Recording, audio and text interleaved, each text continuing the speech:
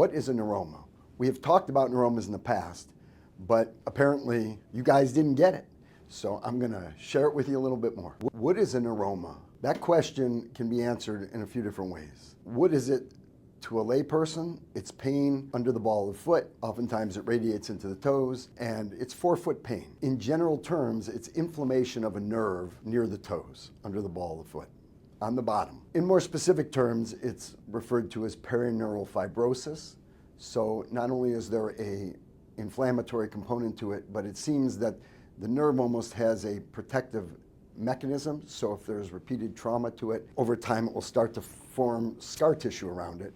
And that's what we call the neuroma. Neuromas are also referred to as Morton's neuroma and interdigital neuromas, and we're just going to refer to it as a neuroma. The suffix oma, O-M-A, refers to a growth or a tumor.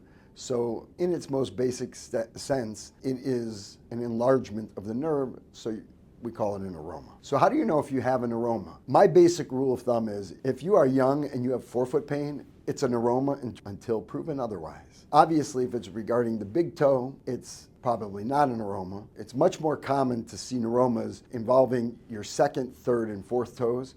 Very rarely do you ever see it involving the large toe or the fifth toe, the small toe. Neuromas are very common in runners, in walkers. People are putting mileage on their feet. People who do cover a lot of distance. In my practice, there's a couple large factories in the area, and there are people who are working on a line and they're on their feet all day, and it's very common, that type of patient as well.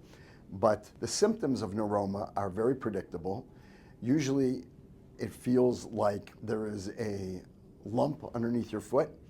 Many people say it feels like my sock is bunched up underneath my toes, but when they check, it's not. Other people will describe burning or a little bit of radiating into the toes, but any of those symptoms are usually definitive for a neuroma. The patients that were specifically speaking to me about neuromas this week were very concerned about surgery. A couple of them wanted surgery, wanted me to take them right to the OR and take it out.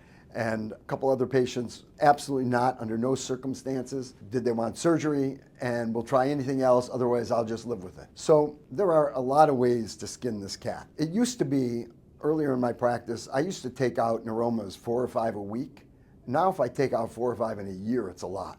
It's just usually not necessary. In fact, I would say probably the people I end up surgically excising them on are the people who have had them for years and just never did anything about them. The long-standing neuroma tends to be a little more recalcitrant to treatment. Okay, so first and foremost, when it comes to treating them, let's just talk about conservatively. One, you have to make sure you're wearing the right shoes, because certain shoes will really cause pain. Usually going barefoot exacerbates the pain as well. But when you talk about pain from being barefoot, it's because there's direct pressure on the bottom of the foot, and a hard floor is much more likely to aggravate that nerve that's inflamed. When it comes to shoes, you do not want a shoe that is going to compress the first and fifth toes together towards the center. Most shoes do that to some degree. Most shoes do not have square toes. You have to find a shoe that has enough width for your foot. And a lot of times the key is just having enough volume in the shoe for your foot to occupy it. So if you have neuroma symptoms, you cannot wear a shoe that is narrow. If it's too narrow, you're going to have problems. Okay, beyond shoe gear, often anti-inflammatories, whether they're non-steroidals or whether it's a steroid like a Medrol dose pack, oftentimes that's all a person needs. Usually that will work more consistently and more predictably if it's a short-lived or acute set of neuroma symptoms. If it's long-standing, probably not going to have as much success with it. Beyond that, you can get steroid injections. Steroid injections, from 1 to 3 steroid injections, maybe 4 or 5 if necessary, as long as you're getting improvement with each one. Those will usually put the matter to rest. And people ask me all the time, is that putting a Band-Aid on it? No, it's not putting a Band-Aid on it. If the problem is inflammation and you get rid of the inflammation, then the symptoms are gone and the problem is gone. And people say, will it come back? Patients ask me all the time, will it come back? You could get a neuroma anytime in your life. It's not like once you have it, you can't get it anymore. But I wouldn't call it coming back. Just like if you had a cold in August, a summer cold that lasted for a couple of weeks, and then in February, in the middle of winter, you get a cold, you wouldn't say, oh, my cold came back again. That's how I look at it. Big question. Is this going to hurt? So if I'm going to give you an injection, is it going to hurt?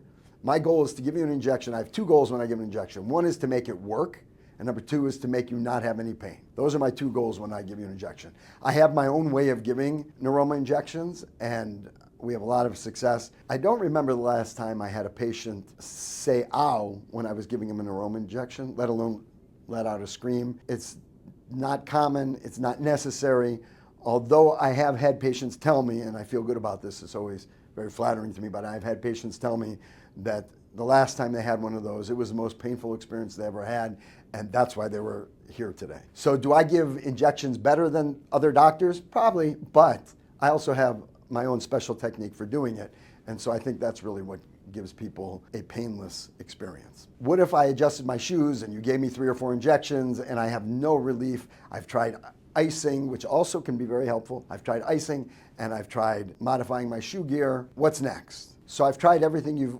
offered me, doc, and it still isn't working. Okay, so at that point, we're probably going to try and get you into a custom orthotic, which is an insert that goes in your shoe. And a lot of times you can make an accommodation in that orthotic that will specifically address the neuroma, and people often do very well with those. The reason I don't make that a front line or first line treatment modality is because a lot of times it's insurance dependent, meaning patients won't do it if it's not covered. Maybe half the plans out there cover custom orthotics and half the plans don't. I don't necessarily recommend buying over-the-counter orthotics for a neuroma or for the symptoms of a neuroma, because it really is kind of a different animal, and the over-the-counter devices can worsen the situation, and so it's not worth spending 15 to 30 bucks and then trying a different type and spending another 15 to 30 bucks. You're better off just going with standard treatments in the doctor's office.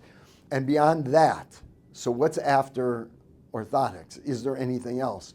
So yeah, so there is a non-surgical way to destroy the neuroma, for lack of a better term. So we can inject a chemical into the inner space where the nerve is where the neuroma is located, and that will destroy the nerve completely. And so if the nerve is gone, the symptoms are gone. Do you need the nerve? It's a sensory nerve. It doesn't control any muscular function. So, people are always concerned, am I going to lose sensation?